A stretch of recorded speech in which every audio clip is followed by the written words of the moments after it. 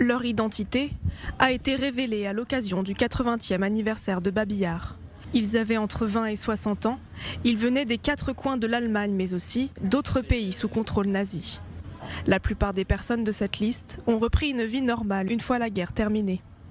Une liste longue de 159 noms de criminels, des nazis qui ont perpétré le massacre de Babi Yar. Tous ont témoigné lors du procès et ont été reconnus non coupables, à l'exception de quelques commandants. Le Centre mémorial de l'Holocauste estime que des centaines de soldats allemands, policiers et SS étaient complices de la barbarie.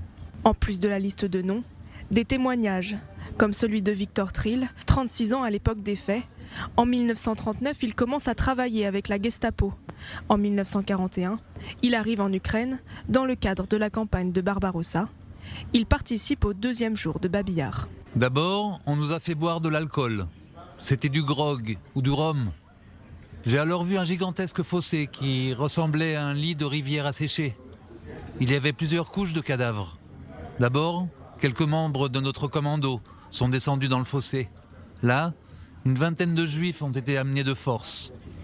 Ils ont dû se coucher sur les cadavres et ont reçu une balle dans la nuque.